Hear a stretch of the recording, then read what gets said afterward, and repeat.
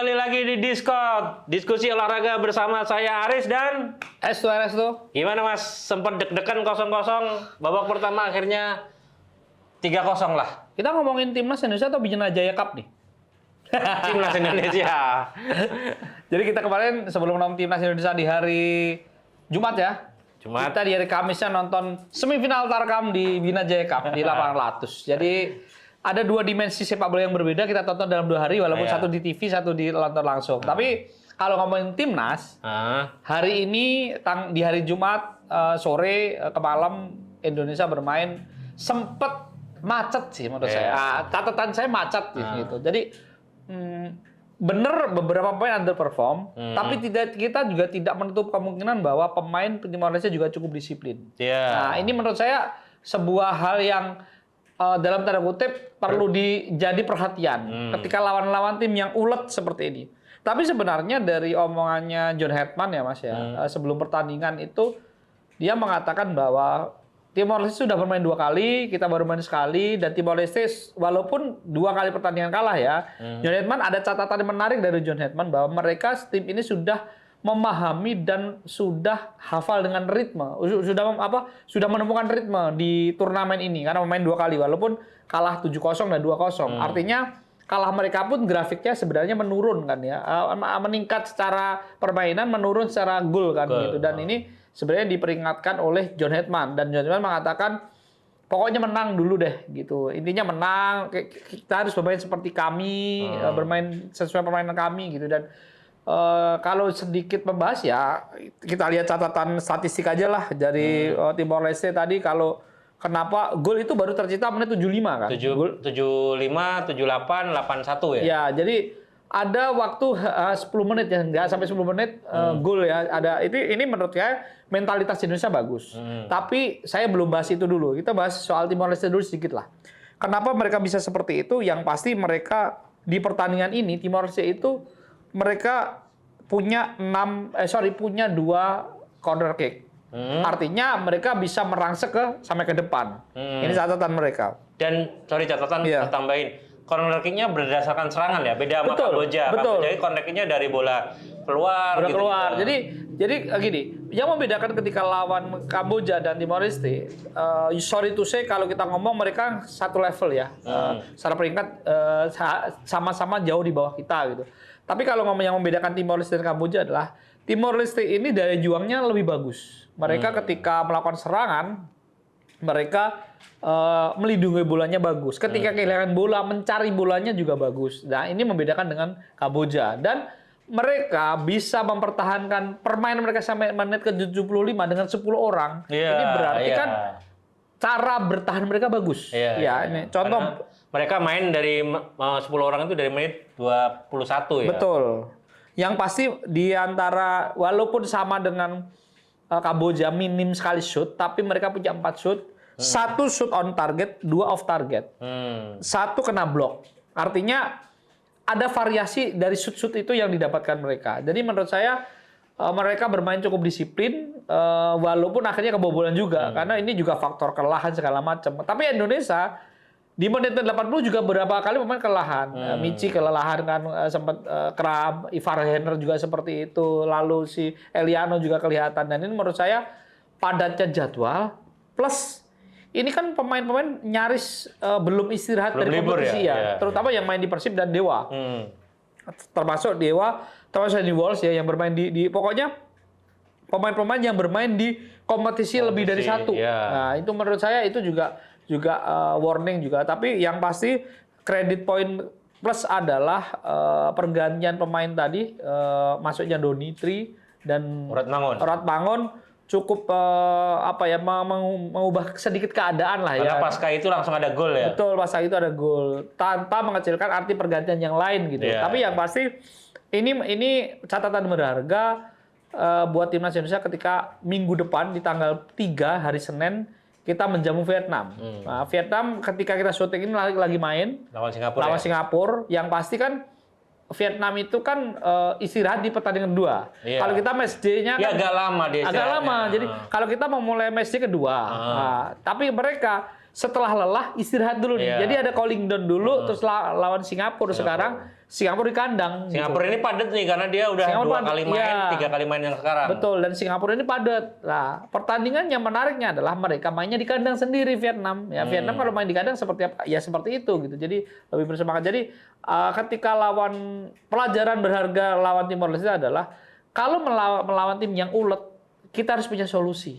Nah, kalau tadi ceritanya 11 lawan 11 pasti akan lebih sulit lagi tentunya. Tapi dengan kekurangan pemain tentunya akan berpengaruh terhadap Timor Leste, dan ini kita harus belajar dari ketika lawan bermain ulet. Kita sebenarnya di Asia Tenggara itu nggak cuma Timor Leste tadi seperti tadi ya. Kita dulu pernah lawan Myanmar misalnya. Ya modelannya kayak gitu ya. Iya, modelnya kayak gitu.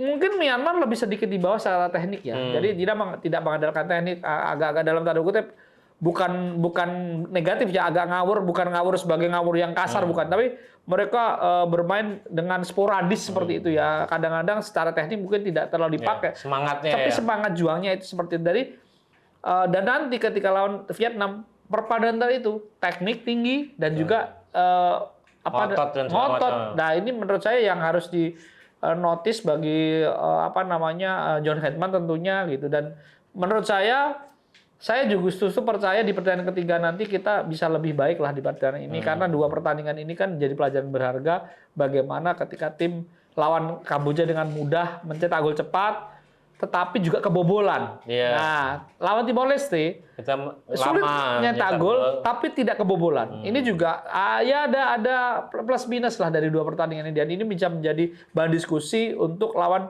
Vietnam nanti. Iya, dan tadi kita lihat John Hetman juga pakai helikopter view ya di awal-awal Iya. dia duduk di atas untuk Betul. melihat formasi itunya. Tapi kalau dibilang Timor Leste tadi sebenarnya tidak parkir bis ya Mas ya? Enggak. Meskipun 10 pemain ya. Enggak, saya nggak melihat ya mereka parkir bis. Tapi di awal-awal terutama babak kedua ya, mereka itu menempatkan 2 orang di antara Mitchell Baker. Jadi 2 orang ini, tapi bukan jauh ya. Jadi kalau ini belakang nggak jauh, tapi pemain depannya yang di depannya Michael Baker ini selalu mepet. Jadi ketika mau ada heading, dia juga dapat gitu loh. Jadi mengurangi kesalahan bola pertama di orang pertama gitu. Jadi ini yang dilakukan oleh para pelatihnya Timor Leste. Jadi Dan dibilang Timor Leste ini juga rataannya lebih muda ya, kedua ya, sesudah Iya. Laos ya. Sebenarnya hampir sama, 23, sekian ya. Oh, gitu. Jadi hampir sama. Laos 23, sekian, lebih komanya aja sebenarnya. Nah, salah satunya adalah pemain yang tadi kapten mereka Zeni Fiumota itu salah satu pemain muda, dia dari umur 18 tahun udah main di liga luar, kalau nggak Kamboja, Laos deh. Terus 2 musim terakhir main di Tanjung Pagar di Singapura gitu. Artinya, dan dia pemain asli Timor Leste ya, maksudnya bukan yang naturalisasi atau apa ya, bukan keturunan Australia atau Amerika atau mana gitu, atau Portugal gitu. Tapi dia asli dari pemain Zeni Fiumota itu asli dari Timor Leste. Dan menurut saya Timor Leste ini bisa menjadi dalam tanda kutip bukan ancaman banget sebenarnya, tapi bisa jadi batu-batu sandungan gitu loh. Jadi kayak kerikil dulu deh gitu. Tapi ini pelajaran, sekali lagi pelajaran. Karena lawan berikutnya adalah Vietnam, dan Vietnam ya kita tahulah Vietnam selalu membawa aura yang kompetitif ya karena lawan kita gitu. Pelajaran berharganya 2022 kita semifinal kalah kan, main di sana, kita main imbang di Jakarta, main kalah di sana gitu. Jadi itu terakhir level AFF ya. Kan levelnya sama nih. Oh 2024 kita udah kalah di grup ya? Enggak, 2024 kita kalah di grup. Tapi 2024-25 kan kita ketemu di Piala Asia. Kualifikasi Piala Dunia. Tapi beda dong, komposisinya kan beda nih, komposisi mainnya beda. Jadi menurut saya yang lebih apple to apple ketika 2022 kita kalah di semifinal, dengan sekarang itu lebih apple to apple secara tim gitu loh. Meskipun Vietnam juga sekarang skuadnya juga agak serem nih Mas. Ada beberapa pemain naturalisasi yang dipakai juga ya? Betul. Yang pasti Nguyen Son itu, Rafael Son itu kan sempat cedera gitu, tapi ternyata sudah balik lagi dan sudah cetak gol kemarin gitu. Terus di tengah ada Helio gitu.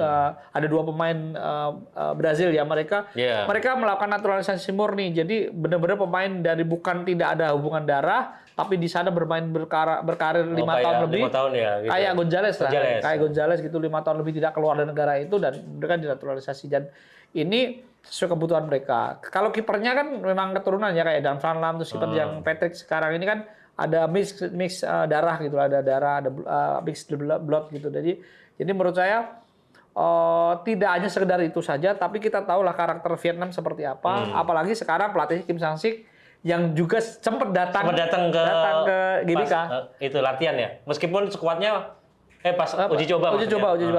Meskipun skuadnya bukan skuad yang ini. Ya, dan itu dijawab sama John Hetman sebenarnya. Tapi kan kalau lihat kan sebenarnya kalau lihat pertandingan hari ini dan kemarin kan hampir ya 40%, 50% lah ya, kekuatan itu hampir sama gitu. Ya mungkin yang membedakan adalah penjaga gawang pasti nggak ada Martin Paes, nggak ada Emil. Terus di belakang nggak ada Kevin, Jess, Verdong gitu. Tapi kan yang lain kan masih ada tuh, masih ada Ragnar, masih ada Eliano, masih ada Donitri. Nah ini bisa juga pasti dipelajari lah. Apalagi kan sekarang video gampang nih ya, pertandingan gampang. Jadi menurut saya nanti harapannya adalah Indonesia itu mencetak gol cepat lawan Vietnam gitu. Karena pasti akan lebih frustasi kalau tidak mencetak gol. Betul, itu takutnya seperti itu. Karena ya belajar dari Timor Leste gitu. Kan Timor Leste ini kan dalam tanda kutip tidak diuntungkan, mereka main 10 orang gitu.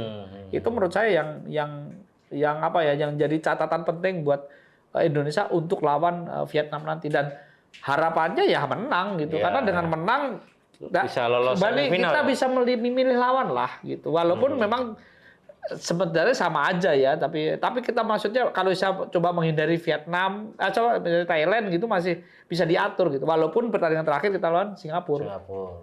Nah, soal skuad pemain Mas, apakah bakal nah sekarang kan yang tadi lawan Timor Leste kan cuma bagian Rehan Hanan kan yang digantikan. Nah, kalau sekarang lawan Vietnam nanti apa John Hetman bakal mengulang uji coba kah atau udah punya pola pakem? Kalau saya sih sepertinya pola skema atau starter di pertandingan pertama akan lebih mayoritas ya dibandingkan yang kedua ini. Misalnya jaga gawang kembali Nadeo gitu, terus di back ada Rido. Rido ini bertiga dengan siapa ini yang menarik nih. Apakah dia akan berpasangan, apakah Jordi dimainkan dari awal atau kayak kemarin Sandy Walsh dan satu lagi siapa yang kemarin ya? Sen Patinama ya. Iya. Kan ada tiga nama itu ya. Jadi menurut saya Rido pasti akan turun lagi lah gitu lawan Vietnam gitu dengan kemampuan dia seperti itu. Tapi ada juga ada kalau tadi saya melihat bahwa Jordi Amat cukup bagus sebagai pemain belakang, tetapi kalau besok bisa digeser ke depan mungkin bisa saja gitu. Seperti posisi dia ketika di Persija ya. Dan, jadi gitu. Jadi menurut saya komposisi di lawan Kamboja sepertinya akan lebih banyak dimainkan lawan Vietnam sih gitu. Termasuk Beckham Putra berarti. Beckham Putra, Donitri gitu. Ya. Jadi di kanan di kiri ada 2 anak itu. Tapi Gepen tadi juga mainnya sebenarnya oke Mas. Oke. Coba Gepen ya menurut gue belum seberani Donitri ketika membawa bola terus membawa bola terus menekuk bola gitu ya, membuka ruang gitu. Tadi kan beberapa kali itu yang dilakukan. Tapi sebenarnya secara unit ya sampai menit ke 70 ya underperform gitu, belum maksimal gitu. Tapi ada pergantian pemain kedua ya, ada pemain kedua, ketiga. Karena pertandingan ketiga 2 orang masuk agak berubah gitu. Egy Maulana justru bermain agak ke tengah tadi ya. Iya, sebelum Urat Mangun dan Donitri masuk ya. Iya, agak ke tengah gitu. Jadi ketika dibalikin lagi kan kecepatannya dimaksimalkan gitu. Tapi yang pasti lawan Vietnam ini tentunya ya, Vietnam kan yang pasti diperhatikan Vietnam kan pasti Michael Becker kan gitu. Pasti kan dia kan dijaga banget gitu. Kira-kira sanggup nggak Michael Becker lolos dari sergapan Vietnam, kan itu kan ngotot dan segala macam ya Vietnam ya. Iya. Atau justru kita tidak pakai striker murni, kita pakai false nine mungkin ya. Oh, Nah, dia disimpan dulu mungkin ya. Karena saya tidak terlalu yakin kalau Jan Seven dia jadi starter gitu. Karena bukan mengecilkan hati dia. Secara pengalaman mungkin sama dengan Mitchell Baker, tapi membuktikannya Mitchell Baker kemarin jauh lebih bagus udah gitu. 3 gol ya. Bisa jadi Ragnar yang dimainin di depan gitu kan, bisa jadi gitu kan, jadi false nine gitu kan, mungkin bisa seperti itu gitu. Oke, kalau langsung ke prediksi nih Mas, lawan Vietnam, kira-kira prediksinya gimana nih? Ya harapannya menang lah ya, harapannya menang. Harapan prediksinya ya cetak gol cepat, atau cetak gol dulu di babak pertama gitu. 2-0 cukup sih. Berharapnya tidak kebobolan sih, tetap berharap itu karena berbahaya kalau sampai 1-0 terus 1-1 ya. Iya, gini kan. Ya kita selalu menantikan pertandingan seru lawan Vietnam gitu. Ya harapan sekaligus prediksi ya 2-0 sih gitu. Oke. Kalau Mas Arista berapa? Gua 2-1 kayaknya. Oh, 2-1. Oke. Iya. Oke, teman-teman, demikian tadi Discord. Pantengin terus sosial media Skor Indonesia, ada di Instagram, Facebook, Twitter, dan kita masih ada di Noise. Yang pasti perkembangan timnas di Asian Championship 2026, persiapan timnas Indonesia U20, persiapan Indonesia U17 yang akan kualifikasi, bursa transfer, olahraga lain, semua ada di skor.id. Gua pamit undur, gua Aris. Resto. Sampai jumpa.